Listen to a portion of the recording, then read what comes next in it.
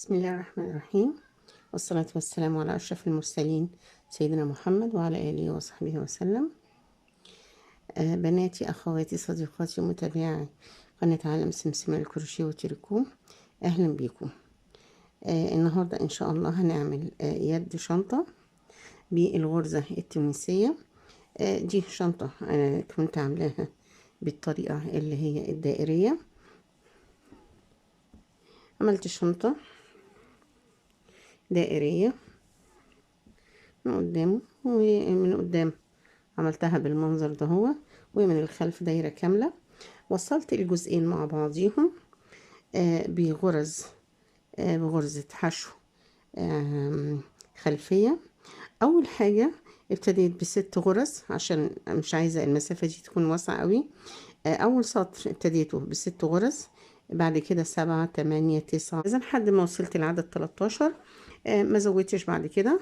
استمريت في الشغل 13، ولما جيت في الجزء التاني ابتديت اقلل عدد الغرز بتاعتي، التناقص بتاعي، لحد ما وصلت ل6 غرز مرة تانية.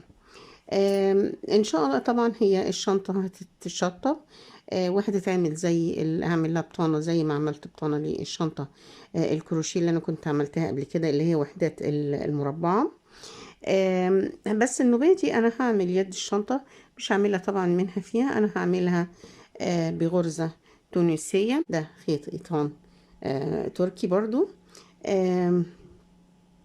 بقى بستخدم معاه ابرة نمرة 4.5، ابرة نمرة 4.5. هستخدم حلقتين هشتغل عليهم اليد بتاعة الشنطة. هستخدم يد بتيجي عليها والحلقة بتيجي عليها، وحلقة تانية هكون بقفل اليد عليها. بتيجي على بركة الله. وقبل ما ابتدي احب افكر الناس اللي هي ما اشتركتش في القناه، يا ريت لو اول مره تشوفوني تشتركوا في القناه وتدوسوا على علامه الجرس وتدوسوا على زر الكل عشان خاطر يوصلكوا كل جديد. واحب اشكر كل اللي بيعلق تعليق او ان هو بيعجبه الفيديو اللي انا بنزله، لان التفاعل بتاعكم مع الفيديوهات بيساعد على انتشارها.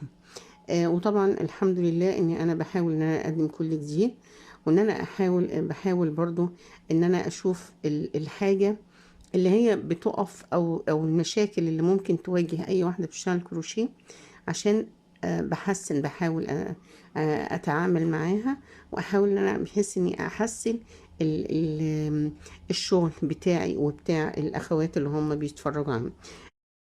انا هاخد او هخش بالابرة في قلب الحلقة وهسحب الخيط، وادي هعمل اول حلقة. انا عايزة 5 حلقات على الفرع ده من الحلقة، وادي التاني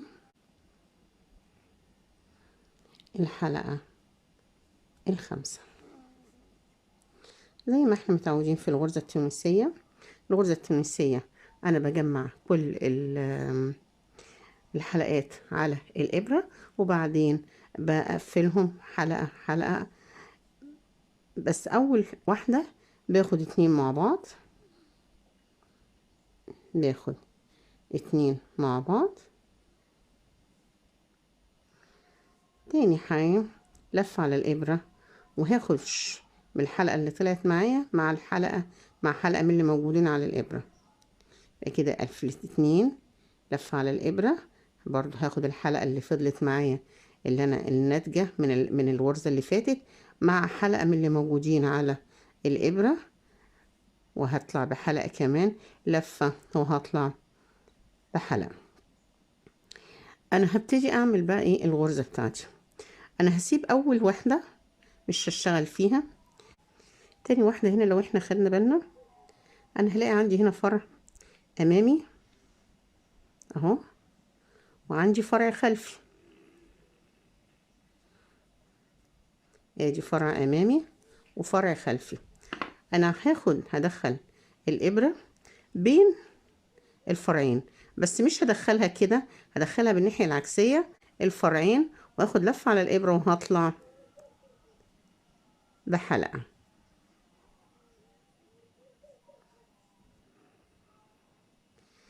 داخل برضو الفرع اللي فوق دهوت، هخش بين الفرعين، ادي فرع اهو عندي اهو، انا هخش بين الفرعين وهطلع بحلقة. برضو الغرزة اللي بعد كده هتاخر الفرع اللي فوق اهو، هتاخر ده وهخش بين الفرعين وهطلع، اخد لفة على الابرة واطلع بحلقة. اخر فرع او اخر غرزة هخش هنا على طول مباشرة ولفة على الابرة وهطلع بحلقة. هقفل برضو نفس القفلة بتاعتي، اتنين مع بعض، اتنين مع بعض، اتنين مع بعض، اتنين مع بعض. هكرر تاني، هتاخر الفرع اللي فوق ده هو بسن الابرة واخش بينهم وهلف، اخد اي لفة على الابرة واطلع، بقى واحد. تاخر الفرع اللي فوق وبخش بالابرة بين الفرعين واخد لفة على الابرة وبطلع. اكرر الحكاية دهيت. الاول هنلاحظ ان اول غرزة ما بعملش فيها الحكاية دي، اخر غرزة ما بعملش فيها الحكاية دي، ما بعملش غير في الغرز اللي في المنتصف. لفة على الابرة وهطلع. شايفين بقى عامل المنظر الغرزة ازاي؟ هاخد هنا، اخش هنا في الفرع الاخير من قدام، مش هلف الخيط ولا حاجة ولا الابرة ولا حاجة، وهطلع كده مباشرة، لفة وهطلع الاتنين مع بعض، لفة وهطلع اتنين مع بعض. اول واحدة ما بشتغلش فيها، اخر واحدة بشتغل فيها دايركتلي، وهستمر كده لحد الطول اللي انا عايزاه. وخلاص كده انا خلصت تقريبا الطول بتاع اليد بتاعت الشنطة. طيب سطر كده، انا ادي اول غرزة انا ما بشتغلش فيها. تاني غرزة اهي، انا عندي فتلة اهي امامية وفتلة خلفية، انا باجي هنا من ورا من الجنب التاني وبروح مدخلة الابرة بين الفتلة الامامية والخلفية واخد لفة على الابرة وبطلع بحلقة. الناحية الغرزة التانية كمان، الغرزة التالتة كمان. قلنا ان احنا بنشتغل في الغرز اللي في المنتصف. الغرزة اللي على الحرف ما بعملش فيها حاجة، الغرزة الأخيرة بشتغل فيها، باخد منها الشغل بتاعي عدل، باخد لفة على الإبرة واطلع من حلقتين، اسفة، لفة على الإبرة وبطلع من حلقتين تانيين، لفة على الإبرة حلقتين وبطلع من حلقتين. أنا كده خلاص خلصت. عايزة بقى أقفل، بجيب الحلقة بتاعتي،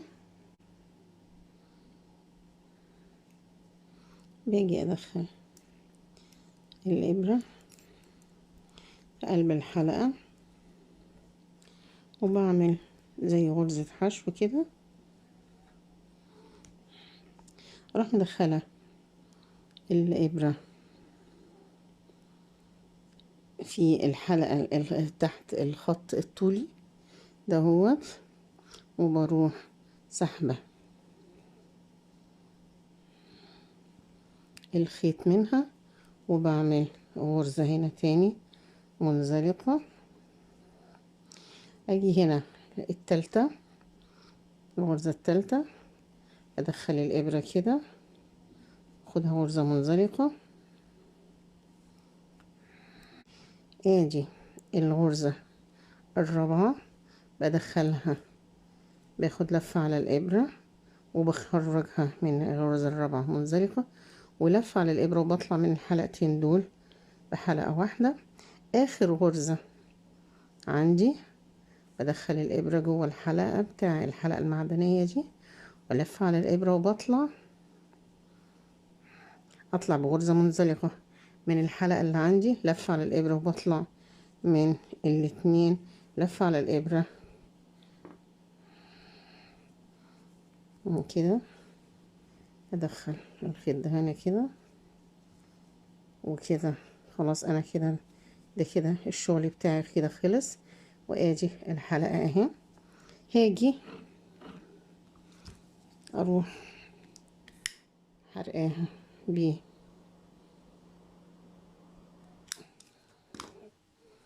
بالولاعة، اقطعها بالولاعة. باجي بقى بالابرة، بس ممكن تكون ابرة ارفع شوية. ده ظهر الشغل، ده الظهر بتاع الشغل. باجي هنا اروح مدخلة الفتلة كده، وبعدين هروح مدخلاها بين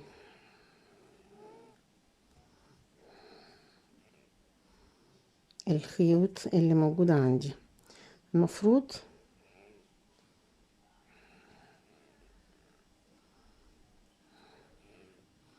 بدخلها كده غرزتين تلاتة، وهرجع تاني في غرزتين تلاتة. هركبها بقى في الشنطة ازاي؟ انا دي عندي ده الوجه بتاع اليد بتاعت الشنطة، وادي وجه وادي وجه الشنطة نفسها. فبحط الوجهين كده على بعض. انا زي ما قلت لكم كده ان انا كنت بادية المنطقة دي ب6 غرز.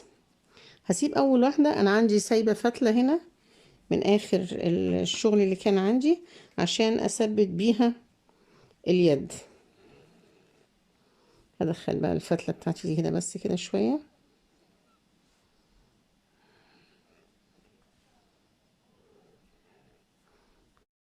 انا عايزة ال اليد تبقى ماسكة جامد في الشنطة، فانا مش هاخد فتلة واحدة بس من الغرزة.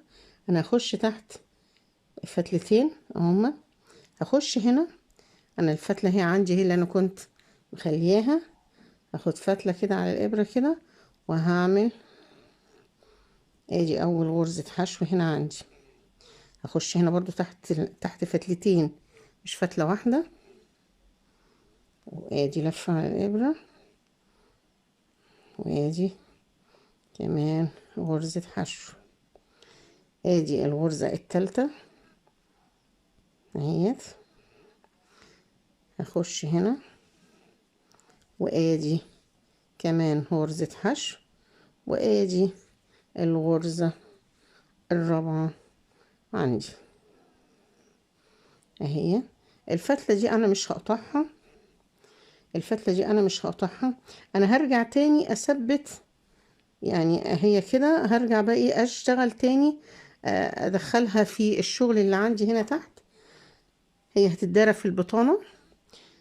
هدخلها هنا في الخيوط اللي موجودة هنا هوت عندي، عشان زيادة تثبيت كمان.